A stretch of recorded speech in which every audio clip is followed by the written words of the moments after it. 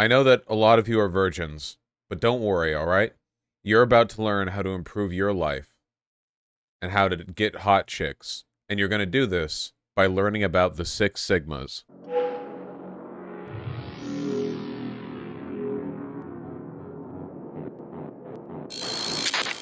But not Sigmas like Andrew Tate. Sigmas like we're all going to die. How was I doing this again? So in statistical terms, a sigma refers to a standard deviation of deviation, basically. And as you can see from this chart, something slightly different is happening with the sea ice in the Antarctic this year. You might notice that the red line, which represents this year, is a little different from the not red lines, which are for different years. On the left side, you can see a measurement of the standard deviation range from what is considered like a normal extent of an Arctic sea ice. Why is it different? Well, that's a great question. You know, people are still debating the climate change question. Yeah, now's a great time to buy the dip. That's a great point. I agree. Yeah, so basically right now in the Antarctic, it's winter. It's summer up in the northern hemisphere and winter down in the southern, which means that right now, the Antarctic should be regaining a lot of sea ice. I mean, even in normal climate conditions, the amount of sea ice goes up and down, right? Because when it's summer in the southern hemisphere, it melts more, and, you know, the opposite when it's winter. So they should be regaining sea ice. Now, I've got good news. They are regaining sea ice down in the Antarctic, and the bad news is they're doing it very slowly. Guys, the water's not really refreezing. It's refreezing very slowly. A 6 sigma event means that it is 6 standard deviations from the norm in terms of expected ice regrowth, which is bad. You know, I've heard different people give different numbers on this, but when climatologists talk about storm probabilities, have you ever heard the term 5-year storm, 10-year storm, 100-year storm, stuff like that? What that means is if you take the existing conditions and you average them out over a given length of time, on average, what is the length of time that you would have to go through to experience one storm of a given magnitude?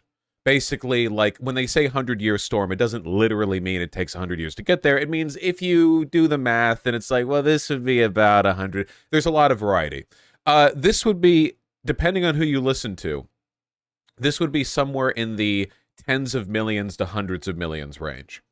As in, this level of sea ice regrowth is so slow that under normal conditions, you would expect it to happen one time in many times more than the entire length of humans' history. It would be like all of humans' history, the entire existence of our species, many times over, and it would happen once. And it happened this year.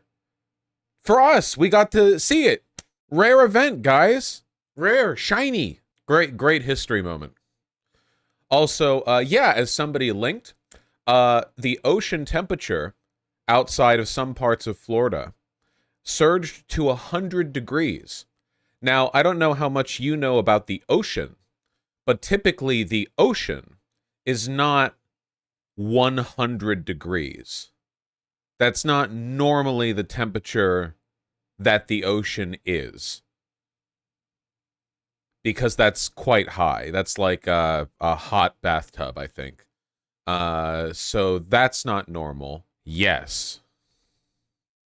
100 degrees Fahrenheit, not Celsius. Trust me, it's plenty high in Fahrenheit. Yeah, look at that. Manatee Bay. I've been there. Marin Key, Bob Allen. Yep. Those are some comfy bathtub temperatures. That's great. Apparently, that's the hottest ocean temperature ever. That's an excellent point. You're correct.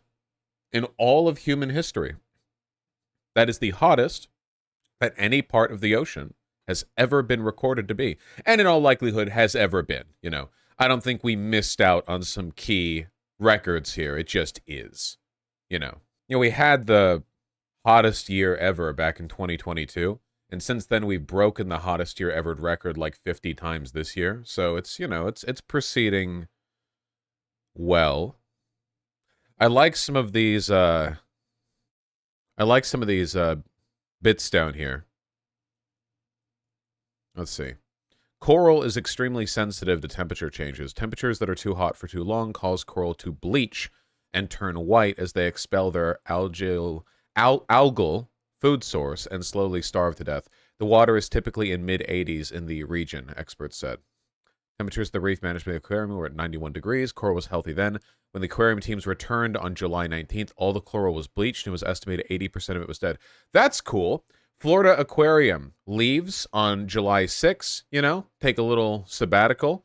They come back, all the coral is dead.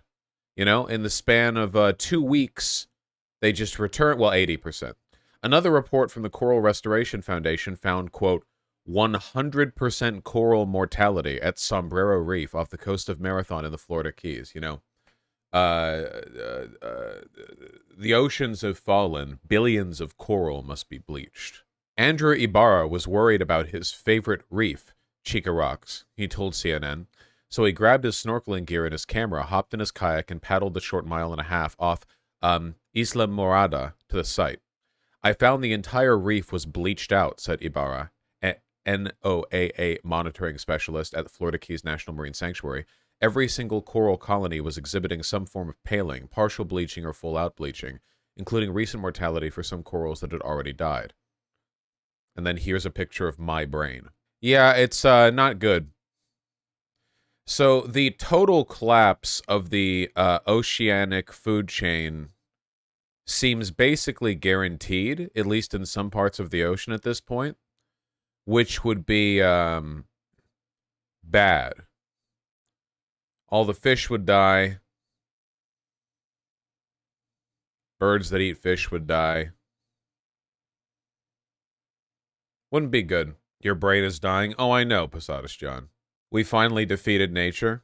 True. And most importantly, the phytoplankton that give us oxygen.